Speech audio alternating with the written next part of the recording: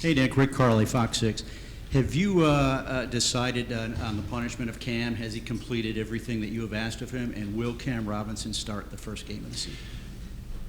Well, I think that, first of all, the information that we received, obviously what the prosecutor did in deciding not to charge these two young men, we had a set of internal things that these guys had to do, police ride around, community service for domestic delinquent groups who they could actually help as a role model.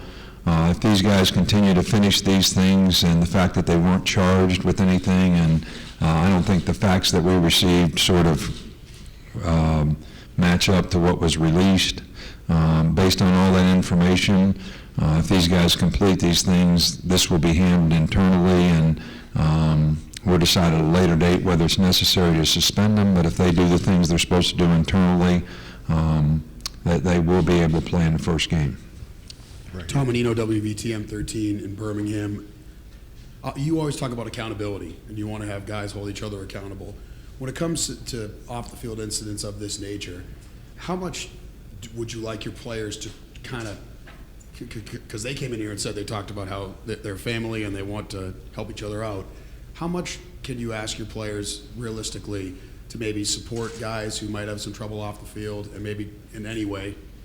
Look, on our team, you know, I think our players respect each other. I think they trust each other. I think to have 130 guys, 125 guys that are all college age, adolescents, who do a pretty good job, I think, overall, in terms of their behavior. They graduate at a higher rate than the normal students at the University of Alabama. We have had very, very few problems. Now, are we perfect? Are these guys perfect? I don't know, but for those of you out there that have children, are your children perfect? I mean, I had two children. I'm proud of them, I love them. Did they always do everything exactly right? But they learned and they grew and they became better people because of what they did. And I think that the kind of respect and trust that we've been able to sort of develop on our team, I don't think there's any question about the fact that everybody understands the responsibility that they have to represent themselves, their family, the institution, the program, and there's an expectation for the standard and level of that. But I also think when we have failings that we know we're less than perfect, and I think we're always going to be very supportive of trying to help the players. To think that the only way to help players is suspend them for games, I think is a punitive attitude that may not be correct. Coach Ben Baby with the, right here. Ben Baby with the Dallas Morning News. What made Trevor Knight so effective against y'all a couple years ago, and what do you think he adds to A&M's offense? Am I going deaf, or I can't understand? Can you hear me? Coach? Yeah. Ben Baby with the Dallas Morning News. What made Trevor Knight so effective against y'all a couple years ago, and what do you think he adds to A&M's offense? Trevor Knight. What he adds to A&M's offense. What do you think Trevor Knight a couple years ago when we played them, and what he adds to A&M's offense this year, transferring in there? Oh, I got you. You know, we thought he was an outstanding player. He did a great job in the game that he played against us in the Sugar Bowl. Very athletic, was very accurate throwing the ball.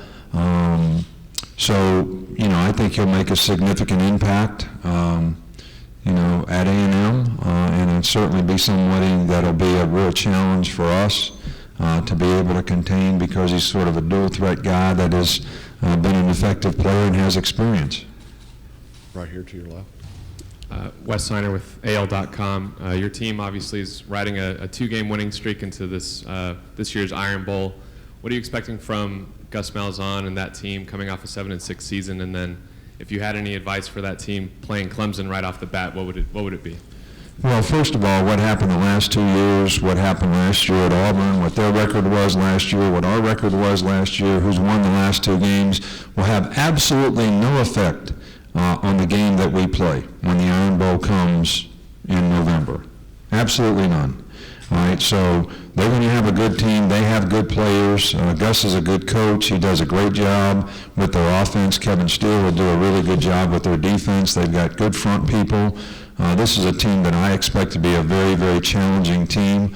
Any advice that I would give them about Clemson? Clemson is a very talented team with a great quarterback who probably is the most significant player in impacting the game that we played since Cam Newton. So this guy can run, he can throw, he can scramble, he can extend plays. He's very accurate as a passer. They're very well coached, and I don't really know who all they have coming back and all that kind of stuff, so I can't give you that scouting report, but I know they've got some significant players that you've got to be able to manage in the game if you're going to have a chance to be successful against them. Back here in the front row of the camera. Coach, back to your right here. Can you hear me okay? You mentioned the lack of charges against Cam and Hootie as one of your reasons for treating that the way you have. The district attorney in that case said that one of the reasons, in fact, he said the main reason that he wasn't charging them was because they had spent their teenage years working and sweating. Does that sound like justice? Well, I don't think that's all there is to it, so I think you have to look at the whole picture. I'm not going to discuss the case with you here, but based on the information that we got and based on what they did wrong, I think the prosecutor made the decision on the whole body of work based on what was done there and what the laws are. And that's not my choice and that's not my decision to make. I'm also making this decision based on the history of the kind of people those players have been in our program and the things that they've done to change their behavior relative to our program. So that's basically what we're going to do. Back over here to the left. Hey, Coach. Mark Whiteman, W8, right here. WAT in Knoxville. Tennessee was the only team to hold y'all under 21 points last year. I'm curious what the challenges that defense presented to you in that game and just your thoughts on them being favorites in the SEC East going into the season. Well, I don't think there's any question that Tennessee is going to have an outstanding team this year. They've got a lot of really good players coming back. It starts with the quarterback who's, played fantastic for them. They finished the year strong last year. It was certainly one of the most challenging games that we had, both sides of the ball, and our ability to score points against their defense that played very well against us, and their ability to move the ball on us and control the football some in the game, as well as make some big plays. So we see this as one of the most challenging games that we're going to have on both sides of the ball, and certainly feel like Tennessee is going to be one of the best teams in our league. Right back here. Hey, Coach. Joe Whalen, WBMA TV in Birmingham. This will be the third straight year you guys have a new starting quarterback. What have you learned about how you evaluate this position the last few years and how you determine what's most important for that position? Well, I think what's most important for the position hasn't really changed. The guy's got to be able to execute the offense. He's got to win over his teammates because of his ability to play with some consistency and make plays inside the offense and show a knowledge and experience in that is going to lead to some consistency in performance. Most of the time, judgment, decision-making, leadership, some of these intangible things are very, very important in terms of the guy winning the team over, which I think is important because the teammates need to have confidence in the guy.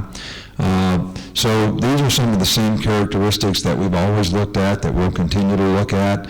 But I do think that it's not something that you can force in terms of making a guy be that without earning that from his teammates. Up front to the left. Hey, Coach, right here, Seth Austin, ABC 3340. I was wondering if you'd be in favor of a universal punishment policy across the SEC or across the NCAA, where if your players know they do X, they get a certain punishment. If they do something else, they'll get another one. That way, it's already in their head to maybe change their behavior before they go out and make a bad decision. Well, we have a lot of educational programs. I've talked about before, peer intervention programs to educate players on the consequences of good and bad behavior. So we've taken a lot of steps to do that. I'm not sure that you have to have some national rule that says this is the punishment. For example, we have an NCAA rule. If you have a positive marijuana test by the NCAA, you're suspended for 6 games or half the season the next year. It's not necessarily exactly the same as our internal policy, which is more geared toward helping players solve the problem and be able to be drug-free in terms of their pursuit of an education and the football career. So that punishment is clearly defined, but how does it affect what players do and the choices they make every day? Now, the education program that we put them through probably has a greater effect. And that's what we try to do in all areas, whether it's, we talked about domestic violence already today, we've talked about guns, we've talked about agents, we've talked about drugs and alcohol. So all these behavior issues that are challenges for college student athletes are things that we try to create an educational program that will help them understand the consequences of good and bad behavior so they can have better foresight in making decisions.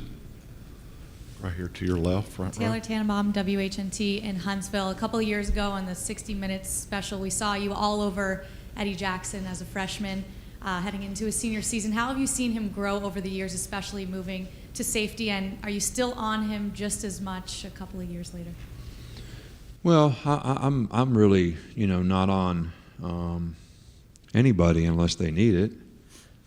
And I think as players mature, gain a knowledge and experience, they gain an understanding of what it takes to compete at our level on national television and big games on big stages. And sometimes when you're young, you don't understand the mental intensity, the preparation, that it takes to be able to be on that stage and perform at a high level. And I think as guys gain knowledge and experience, they realize that and respect it. So they have a better respect for paying attention in meetings. They have a better respect for having the kind of practice habits that are going to carry over into the games. In some cases, these things need to be taught. But I think in all cases, it benefits the player. And what I find is when a guy gets older, I don't need to get on him. I don't need to, I ask our freshmen when they come in, they all sit in the room just like you are. I said, I want you to put your hand up if I have to dog cuss you to get you to do the right thing. Well, nobody puts their hand up. So I said, then I never have to raise my voice. No one's ever going to make a mistake. Everybody's going to do the right thing. Nobody's going to miss class. Nobody's going to be late for a meeting. Everybody's going to do exactly the right thing all the time. And nobody ever has to raise their voice. That's right, Coach. Does that happen? It's everybody's intention, but it doesn't necessarily happen that way. So sometimes you have to confront and demand that people do the right things, especially when they're not creating the right habits that are going to give them the opportunity to have a chance to be successful. But Eddie Jackson is a leader on our team. He's a very mature player. I haven't had any occasion to get on him for the last couple of years because he always responds to exactly what you say because he understands the importance of it, and he knows that we have his best interest at heart in terms of his development as a person, as a student, and as a player. Right here. Coach, Steve Nissom, WEAR Pensacola. Out of your quarterbacks, Cooper has the most experience. What have you seen out of him in terms of his development? I think Cooper's a hard worker. He has the best understanding of the offense. He has the most experience, and I think that shows, at times. He's improved his ability and his consistency as a passer, which has been the most important thing we've tried to work with him to help him develop. He's a very athletic guy, and he's very bright. So all these things are going to contribute to how well he can do and how well he can win our team over, but we've been pleased with what he's been able to do so far. Hey, Coach, Jacques Doucet, WAFB TV in Baton Rouge. You've beaten LSU 5 times in a row. Has the rivalry lost any luster in your opinion? And a more serious follow-up, you lived in Baton Rouge for 5 years. You've always spoke highly of the city. I just want to know if you had any thoughts about what's going on there right now with all the problems. Well, first of all, what's happened in the past relative to playing LSU, relative to the kind of players that they have, the kind of team that they have, the kind of program that they have, look, we've been fortunate to win some really, really close games, and they've been hard-fought battles, and I think any player on our team will tell you that one of the most physical games we play all year is when we play LSU. And I think we have a tremendous respect for their players, their team, and what it takes to be able to have success against that team. And we all know it's a challenge, and I don't think that at all any of the rivalry has dampened at all. The second part of the question is difficult, but I think that, you know, what we all try to do on our teams is develop respect, trust, people getting to know each other so they have that respect and trust. And I think when you don't have that, people are afraid. And I think when people are afraid, they make poor decisions and poor judgments.